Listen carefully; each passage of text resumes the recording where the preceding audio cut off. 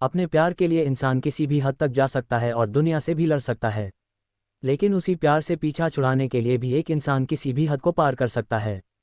प्यार किसी को वफादार बना सकता है तो वहीं धोखेबाज भी बना सकता है। ऐसा ही मामला यूपी के बरेली से सामने आया है, जहां पर अपने 7 साल पुराने रिश्ते को खत्म कर गर्लफ्रेंड से पीछा छुड़ाने के लिए उसके प्रेमी ने उसे तब तक मारा जब तक उसकी जान नहीं निकल गई। लड़की को बहला फुसला कर अपने पास बुलाया और फिर हंसिया से उस पर बिना रुके वार किए। पुलिस ने आरोपी मोनू गुप्ता को गिरफ्तार कर लिया है और साथ ही उसकी बीवी की तलाश की जा रही है, जो कि इस कत्ल में बराबर की शरीक है। पुलिस ने आरोपी मोनू से पूछताछ की तो उसने सारे गुनाह कबूल कर लिए।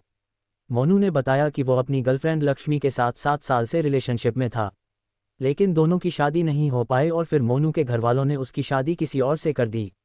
लेकिन बावजूद इसके कि वो शादीशुदा है, वो अपनी प्रेमिका से बातचीत करता रहा।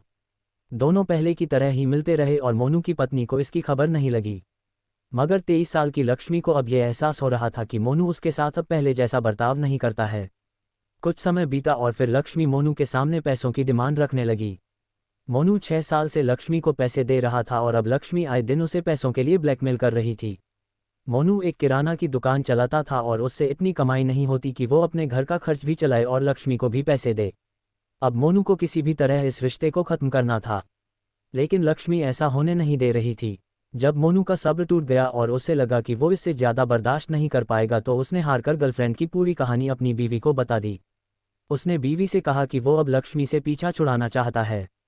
पति की गर्लफ्रेंड से निजात पाने का आइडिया मोनू की बीवी को भी भा गया और दोनों ने लक्ष्मी को जान से मारने का प्लान बना लिया। मोनू ने बताया कि उसने लक्ष्मी को कॉल करके अपने पास बुलाया। वो उस दिन अपनी बहन के साथ एक मॉल में थी। शाम 7 बजे जब वो स्कूटी से वापस अपने घर जा रही थी, तभी रास्ते में मोनू गुप्ता और उसकी पत्नी पूजा ने गाड़ी उसके सामने लगाकर उसे रोक लिया। चूंकि लक्ष्मी को पहले से ही पता था कि मोनू उससे मिलने आने वाला है, उसने अपनी बहन को कुछ देर वहीं रुकने को कहा और मोनू के साथ चली गई। पर जब 2-3 घंटे गुजर गए और वो वापस नहीं आई, तो लक्ष्मी की बहन ने घर लौटकर पूरी घटना परिवार वालों को बताई। लक्ष्मी के परिवार वालों ने थाने में मोनू और उसकी पत्नी द्वारा बहला फुसलाकर लक्ष्मी को ले जाने की रिपोर्ट दर्ज कराई। पूरी रात घरवाले परेशान रहे, लेकिन लक्ष्मी का कहीं पता नहीं चला। अगली सुबह परिवार को सूचना मिली कि फैजुल्लापुर मोड़ के पास एक लड़की की लाश मिली है। परिवार जब मौके पर पहुंचा तो लाश को देखकर होश उड़ गए, क्योंकि वो उनकी बेटी लक्ष्मी ही थी। पुलिस ने तुरंत मोनू को गिरफ्तार किया और उससे पूछताछ शुरू की। मोनू ने अपना जुर्म कबूल किया और कत्ल की पूरी प्लानिंग बताई। मोनू ने बताया कि उसकी पत्नी पूजा भी प्लान में शामिल थी और वो भी लक्ष्मी को रास्ते से हटाना चाहती थी। जब लक्ष्मी को मोनू और पूजा ने मॉल से वापस आते वक्त अपनी गाड़ी में बिठाया, उसके कुछ देर बाद ही दोनों ने मिलकर लक्ष्मी को कार में बुरी तरह पीटा।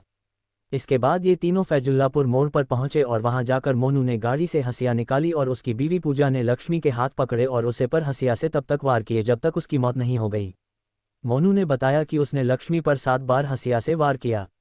फिर उसने चेक भी किया कि वो मर चुकी है या नहीं। इसके बाद पति पत्नी वहां से फरार हो गए।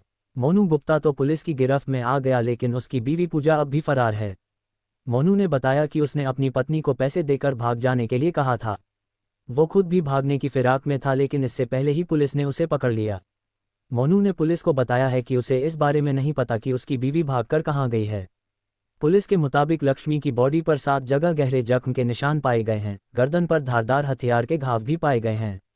साथ ही लक्ष्मी की एक उंगली भी कटी हुई है। चेहरे से लेकर पूरे शरीर पर जख्म के गहरे निशान हैं। पुलिस अब मोनू की बीवी पूजा की सरगर्मी से तलाश कर रही है।